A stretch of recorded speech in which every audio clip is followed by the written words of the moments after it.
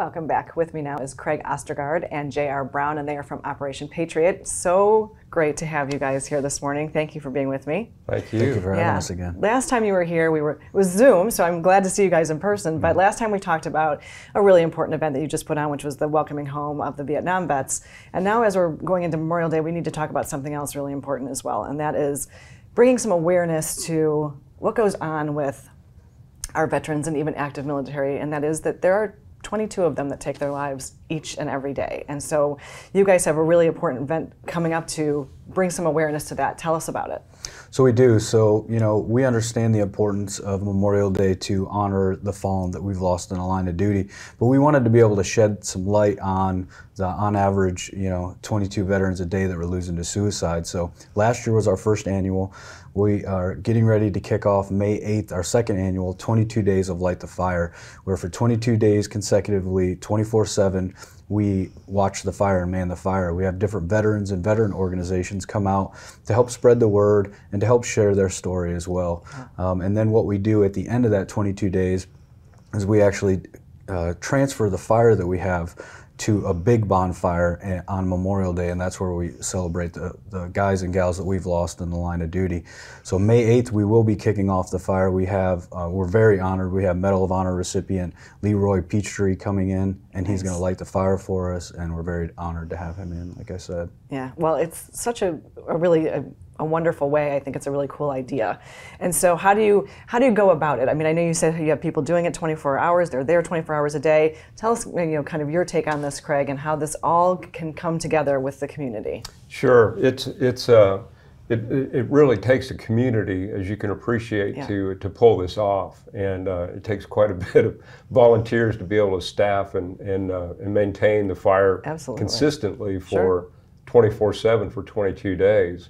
But you can also imagine the various forms of the community, the bond as a result of that. Yeah. And so folks that don't even know each other end up doing an 8-hour watch together from, say, 8 at night till 4 or 5 in the morning. And so there's a lot of camaraderie, a lot of bonding that takes place, and a lot of story sharing, as JR was saying. I'm sure, and I'm sure that kind of helps with everybody's morale, because you're all in this together, you're having important conversations with each other, and you're, like you said, creating a family out of that.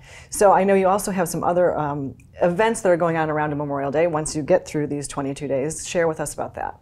So again, Memorial Day, we'll have a big event out on the FOB as well. And then this summer we're going to stay pretty busy, and next month we're actually going to be announcing, last year we were fortunate to have country music artist Joe Nichols come out and do a concert for us out on the FOB, where we had approximately 800 to 900 people out there for our first one. Well, we just secured our final act for this upcoming October, where we expect to have 3,000 to 4,000 people out for this one. And it's a great way for us to raise awareness again about veteran suicide, and to let, the biggest mission is to let the veterans know in the Low Country that we're here, to come out. That's one thing that we just try to get across to veterans is there's a lot of us that have gone through the same similar things. Let's come together, let's work through this, and let's try to reduce the number of veteran suicides that we have. Yeah, and they're not alone. Obviously, they're not alone. There's a lot of us here in the Low Country, and you guys are certainly leading the charge and doing a wonderful, wonderful job of that. And so if somebody, is out there and they're interested and say, hey, I'd like to get involved with this. I either want to volunteer or I'm somebody who needs to go talk to you guys. How do they do that?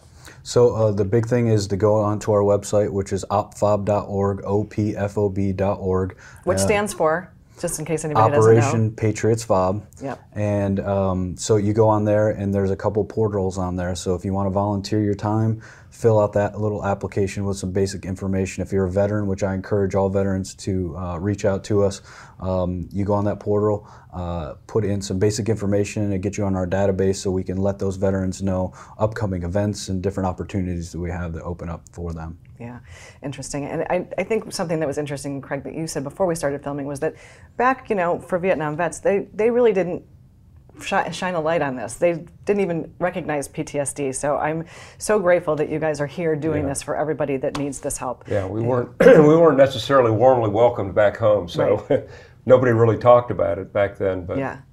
But now we're talking about it, which is great. Now we're talking about it. Thank you so much for being here and for the wonderful event that you're putting on. We appreciate it. Thank you. Thank you, ma'am. After a quick break, Allie McNair chats with James Wedgeworth about the latest in the real estate market. Stay with us.